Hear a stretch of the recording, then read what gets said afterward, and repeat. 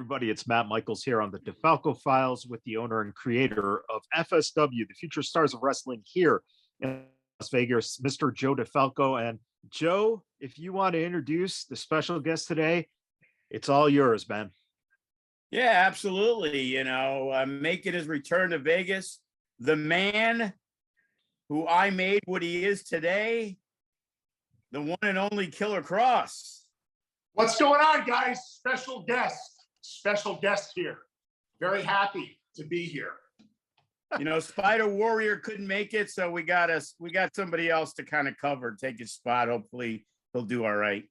Yep, I'm a nice guy. I got my hair all fucking grown out. I say all the things people want me to say. I look fucking nice. Nobody thinks twice, right?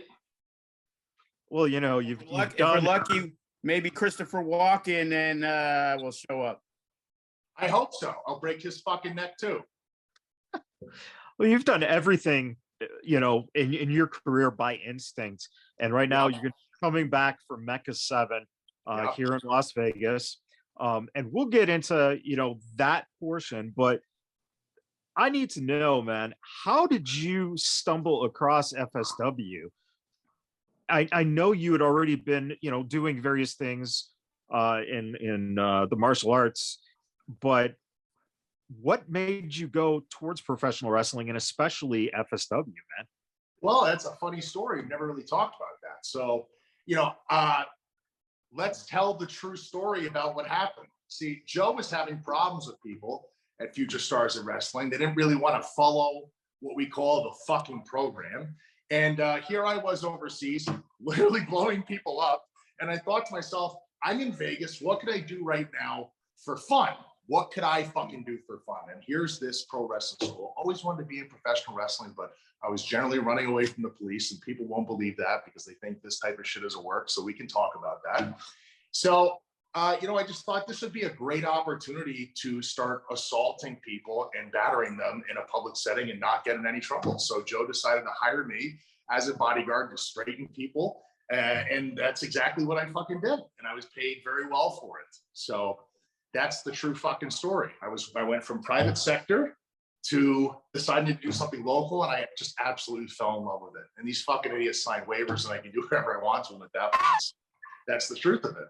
That's the fucking truth. Joe, do you remember first time Kross walked into the FSW arena?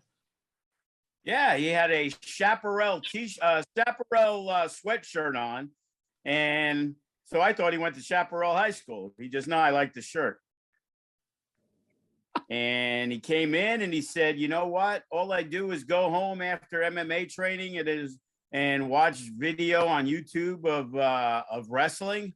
And this is something I want to give a shot. So we're like, okay, this big motherfucker's walking in.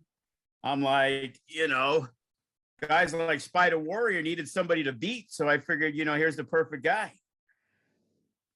And Kevin, when you start training in wrestling, was it anywhere close to your perception of what, pro wrestling was? Did it make sense to you, or did it take time to understand what the training was? I understood exactly what it was. It was violence. And I speak that language very fluently. So I picked it up very quickly. And then I just began doing whatever I wanted to people. And that's really just what the fuck happened.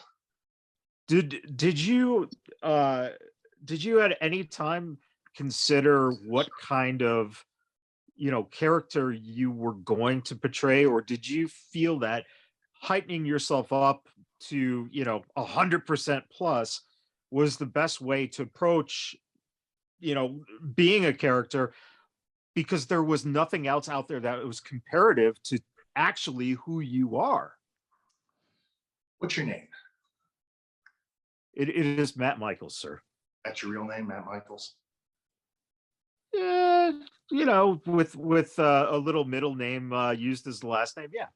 Okay. I just asked because nobody knows my real fucking name. I go by several different names depending on which state, city, and country I'm in, right? So, everything is a fucking lie. Everything is a giant lie. And as you get older, you begin to realize that. And if you don't realize that when you're getting older, then maybe something's wrong with you, or someone just hasn't let you in on the big secret.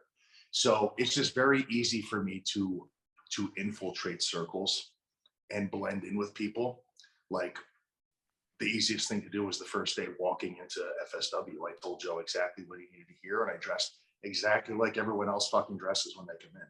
And I extorted him for everything that he wanted. But at the same time, he got what he needed out of me, which was to fucking thin the herd, so to speak. So when you talk about character, I mean, I've been playing many characters my entire life. That's been part of my profession. It's very fucking easy for me to just give people what they want because they're always telling you what they want. They want something familiar. They want something that makes them feel comfortable. They want everything but the truth. So that's the expanded answer to your question. Joe, when you started working with Kevin and you had him in the capacity as your bodyguard, what was going on at FSW that made it work that he could be your bodyguard? And did you see the potential at that time of where you could go with Kevin? Well, bodyguard's a little light. It was more of like a personal assistant thing. You know, he helped out some of the issues that were going on, you know, and of course, you know, the one thing that is difficult to teach is comfortability in front of a microphone, in front of a camera. And, you know, from day one, we knew we had something special. Now, I've also seen physical specimens come and go. You know, it's about putting in the time, putting in the effort. And with Kross, it was similar to a Bay. When they decided that this is what they wanted to do, you saw them more than you saw anybody else. You know, they put in as much work as they can to hone their craft, per se. And, you know, just initially, I had him involved with me just because we were still trying to train him and get him ready to work matches. But we already knew that we had something. So the sooner we were able to get him on and get familiar with the crowd, it was something that we did. You know, we kind of jump started where usually it takes a lot longer for most people to, you know, get that first match. And with his size and the fact that he had the ability to, you know, have a crowd embrace what he said, you know, what happened was in the middle of what we were doing, I ended up having to get stents put in. And being who I was, I got out on a Friday afternoon and we had this show Friday night. And there was no way I was going to miss the show. And instead of getting in the ring to do the promo, I let Mr. Kross do the promo. And at that point, it was like, you know what? You know, it's time to put the rocket on. You know, I might have given him the initial rub, but he didn't need me anymore. What did it feel like getting rid of the dead weight, Kross? I mean, I never really saw Joe as dead weight. I saw him as a weapon that could be used against people. And, you know, it was, he's still my weapon that I can use against people. He just doesn't fucking realize that. Or maybe I do. And you like it. I'm glad we're on the same page. When you get your first match and you start getting comfortable, how long did it take you to adapt to, you know, feeling like you were coming along to the point where you could start looking at guys like Brian Cage and eventually becoming the FSW heavyweight champion? I've been leveling people my entire life, much bigger than Brian, so it really was not that big of a deal to me. And a lot of people say that that's one of the best matches that they enjoyed in FSW's history when you won that title. Was there something about working with Cage that was rewarding in actually being able to defeat him and become the champion? I don't know. Those people can all go fuck themselves, and I don't really care for Brian. And I hope Brian's life spins completely out of control, and I hope he goes broke and becomes homeless. And That's what I think about Brian Cage. It really wasn't an honor or a pleasure to work with Brian. Brian gets under my fucking nerves. And Joe, when you hear that, do you look at it like everything that was done professionally, and even if there is any personal opinion or conflict, that all that stuff was left out, and that Kevin did what he was asked to do? No, I just told you. Listen, I just fucking told you how it went. So you don't ask him in the middle of this to confirm that.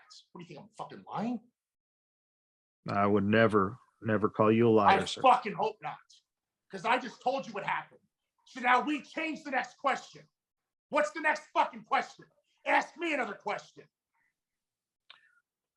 Kross, you were a reigning champion for over 400 days. Was there any thought in your mind that there was anyone out there at FSW who could take that championship away from you? Not a single fucking person. Nobody. That's a great question.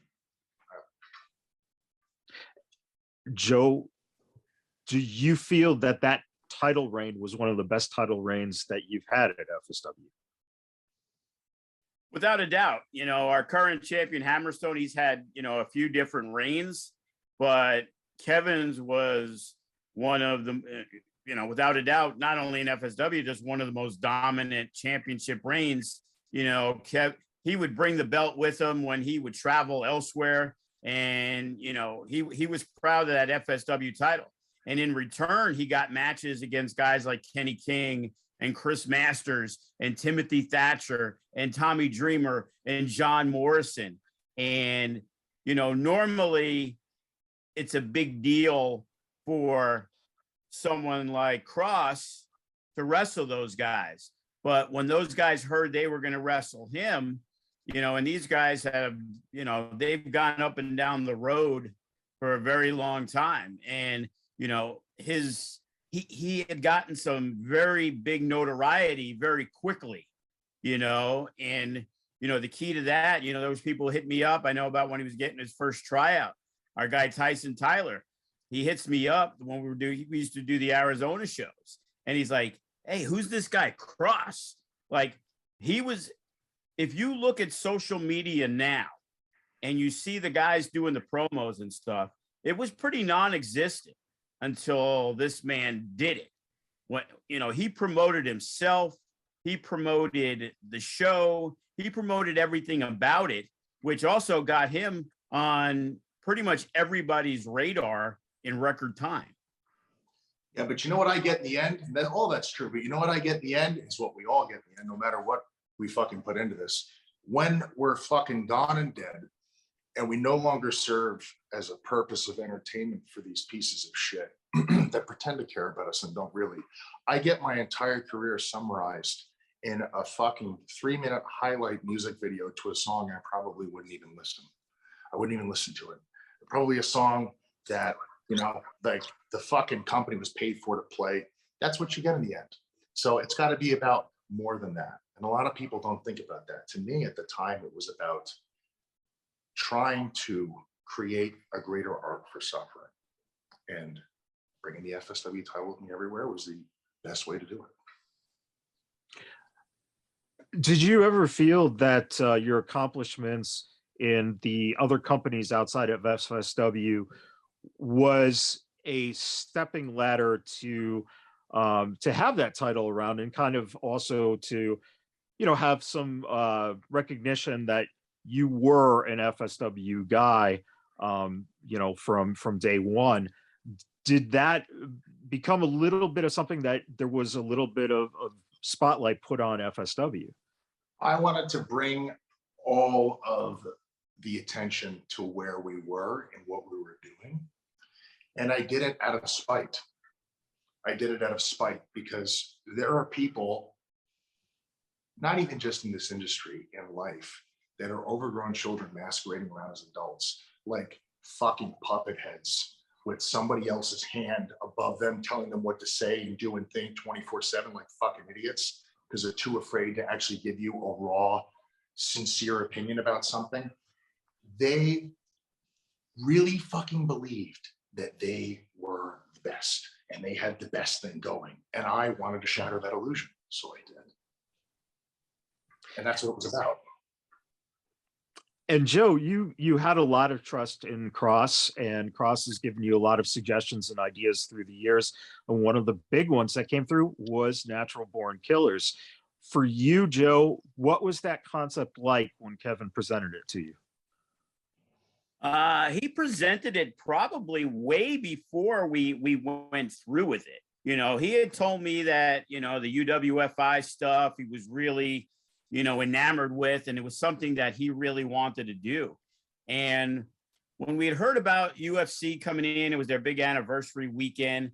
I said, hey, I got this idea. We could put this together. You know, I know Bloodsport had been successful and he appeared on that also, but Kross is an icon in Vegas. So if we were going to make it work, we needed to do something a little different than what Bloodsport did.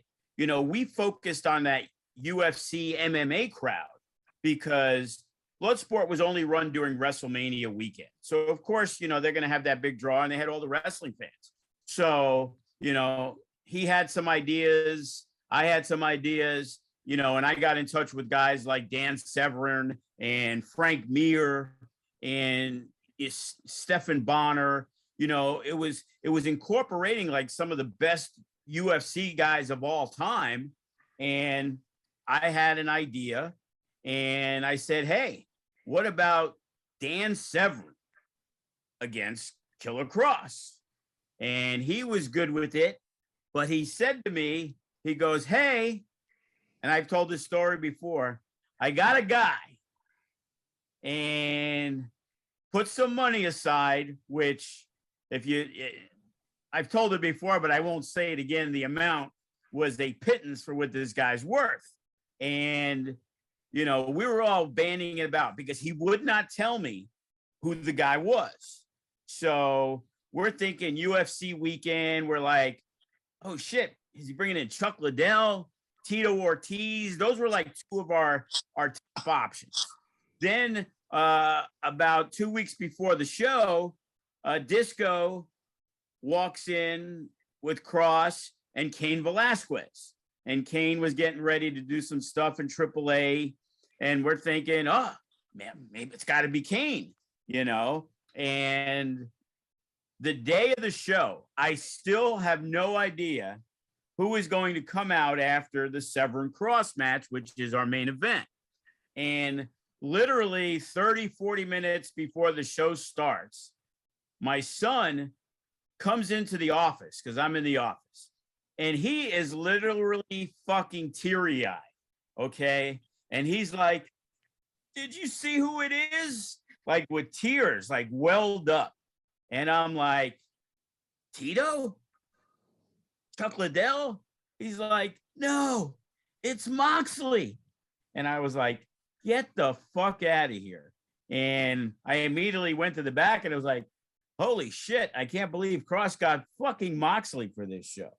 So, you know, that will always be one of the greatest moments in FSW history when all of a sudden Moxley walked through the FSW arena curtain. It was like, I wish he would have told me in advance so we could have actually advertised them and we could have did the show in like Samstown where we could have fit about 5 times as many people, you know, being the promoter that I am.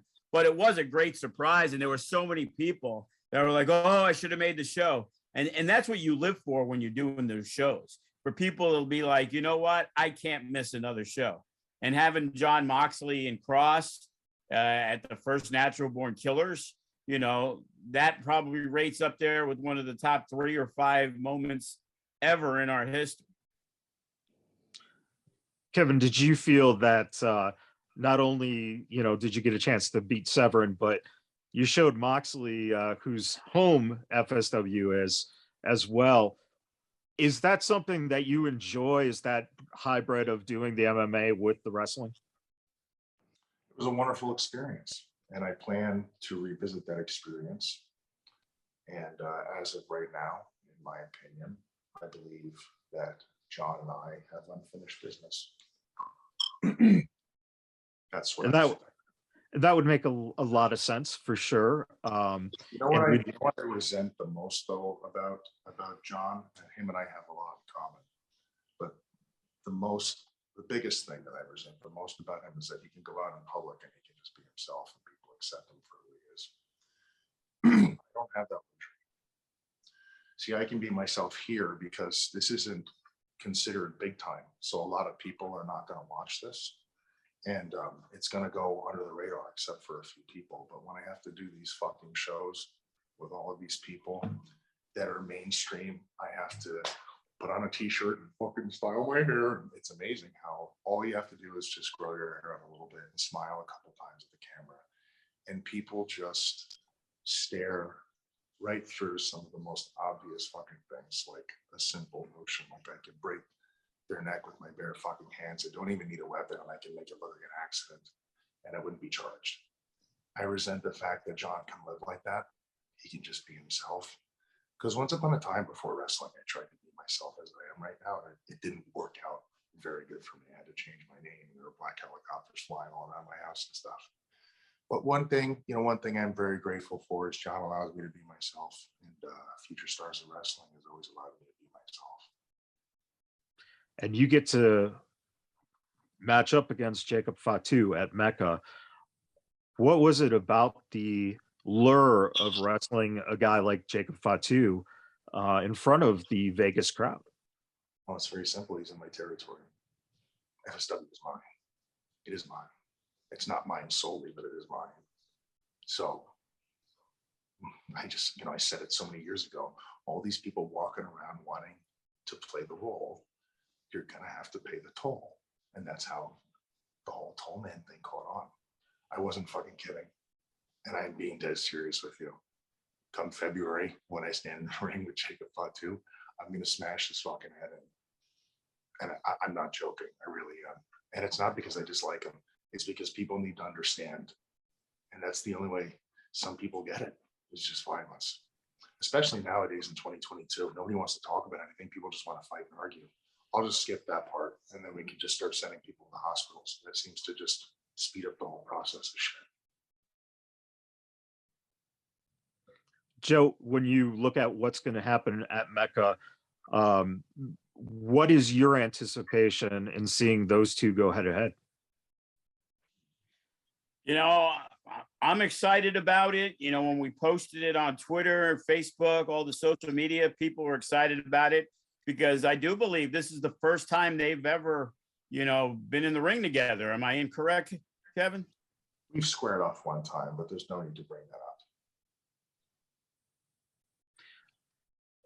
Well, the bottom line, it's going to be as hard-hitting a match as you're going to see. Neither man's going to, take a step back in this one. And, it might be short and sweet because these guys are out to destroy each other. And I know, Kross loves being part of the Vegas wrestling scene. He's making his first appearance in a while. And I know our diehard fans who loved him from day one, even when he was threatening to beat the shit out of people in the FSW arena, many years ago. So, the entire card is stacked from beginning to end. So we are definitely looking forward. We're returning to the Silver Nugget. Kross is returning to Vegas, and he's bringing his girl with him. And, it should be a very exciting night at the Silver Nugget for Mecca 7. Kross, when you have Scarlett with you, what aspect does she bring to your life? It's really none of your fucking business. I appreciate that. And I would ask you then, when you're looking at the future for you and how that is looking, where do you see yourself going and how many people are going to pay the price? Anywhere I want and everybody. Anybody. Just depends what fucking mood I'm in. That's basically it. Could be you. Anybody. anybody, because that's real life. That's fucking real life. In real life, there's no continuity. To bad things happen. And that's what scares people the most. People worship and need certainty. They need things to be certain. They need to know that they're going to get paid on time. They need to know that this thing's going to be there and that thing's going to be there. They need certainty. They need to know exactly when something's going to arrive and when it's going to go. All of the things in life that people take for granted, they have certainty over those things. And as soon as you remove certainty away, it's exactly what really truly fucking bothers people. And I'm going to bother people. I'm going to give them a lot of uncertainty. Joe, does that thought of Kross just potentially taking out the whole roster just ever cross your mind? And is it safe to say that Kevin's homecoming might not just be one shot? He might have a lot more business to do. He might, and it's going to put everybody on notice. Everybody's going to have to up their game, and upping their game may not be enough. So it definitely puts people on notice. Champions, guys like Hammerstone, you know, maybe there's some unfinished business there. You know, Brian Cage, he's back. You know, we're trying to build something bigger than we ever have, and having the ability to have who many say the greatest champion in FSW history back as part of the mix, you know, this is a big moment for FSW. You know, it's been 2 years since we did a Mecca, you know, and we did it right before the pandemic. It was the last show that we did. And a little bit before that at No Escape, you know, we said our farewells in a amazing steel cage match against Funny Bone that, you know, tore the roof down. You know, people voted it the match of the year. So, you know, all that right there, and then having Scarlett as part of the mix, you know, it just puts us at an even bigger level than where we're at now. Really quick, Kevin, he brought up a name, Hammerstone. What are your thoughts on the FSW heavyweight champion? What is it exactly that you're really asking? Because you can ask a question like that, and you really mean something else. Let's not fish here. I want you to really think about what it is exactly you want to know, because I'm not fucking stupid, and I don't appreciate when you're attempting to undermine my intelligence with a question like that. So I want you to ask me directly what you want to know, so everyone can hear it. When you last encountered Hammerstone at FSW, he wasn't nearly the same performer, the wrestler he is now. As Yeah. Go ahead, keep going. So with his growth, does he even have a chance with you, or is he going to end up like the rest?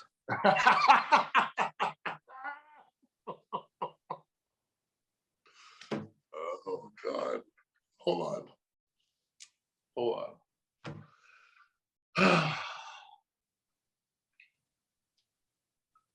You're gonna wait for me to answer that,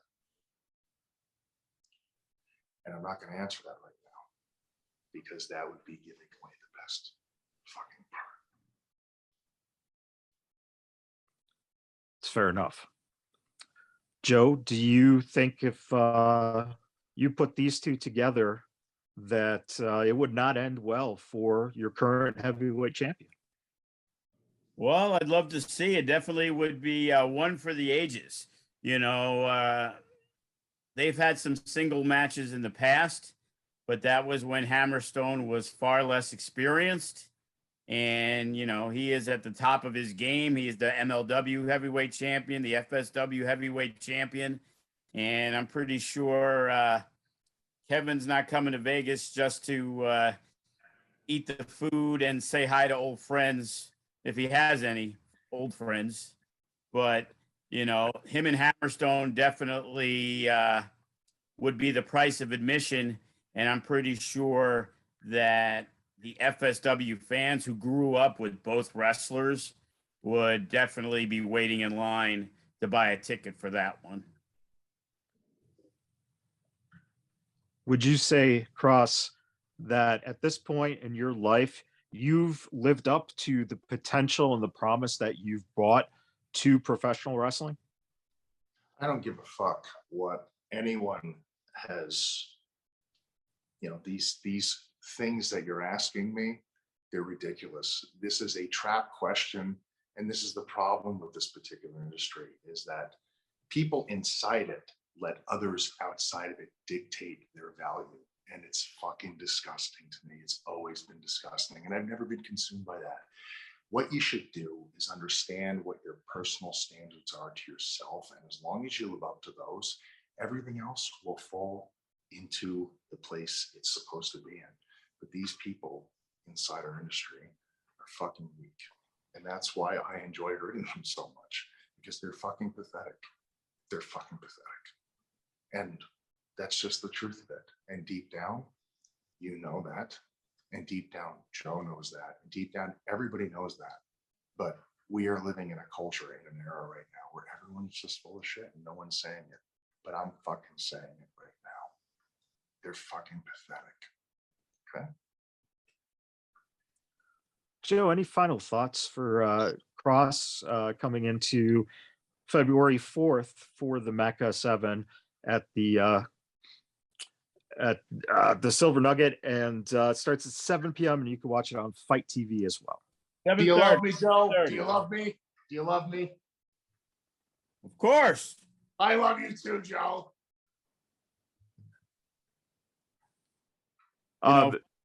Final thoughts. I thought Kevin was going to be here and show some enthusiasm, but very mellow today, which is kind of shocking.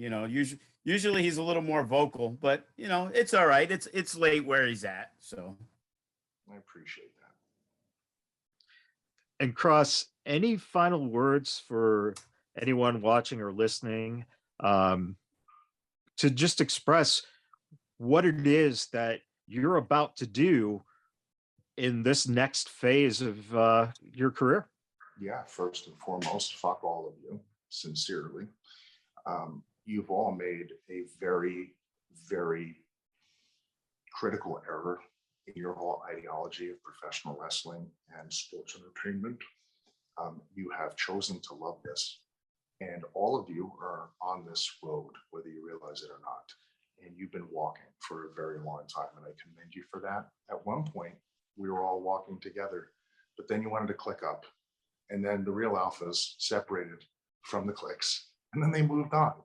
Well, the rest of the cliques wound up just congregating in garbage and shit. So what I have to say to you all now is, I've been to the end of the road where you're all walking, and I'm coming back to you all with some really bad news. There's nothing there for you. And you have chosen to love the wrong things in life. And I am coming back to harm you and to laugh at you, because that's really what life is all about. It's about violence. And you may think that sounds a little nihilistic, but the truth is nihilistic. And I'm going to beat that all into your fucking heads over and over and over again until you get it. I mean, that's what's going to happen. So tuck your chin. There you have it, ladies and gentlemen. Killer Kross is going to be taking on Jacob Fatu at Mecca 7 here in Las Vegas. You can watch it on Fight TV. And Joe, what do you think, man? Is this going to be something that you might have to have a few ambulances on hand and maybe get a rider on insurance just in case? Well, if you ask Mr. Kross, it wouldn't be multiple ambulances. It would just be one for Jacob Fatu. There you go, everyone. Mr. Kross, thank you so much for joining us. I think that you speaking the truth has been an eye-opener, and I think that fans will realize that they either follow the truth or they keep lying to themselves. Fuck off.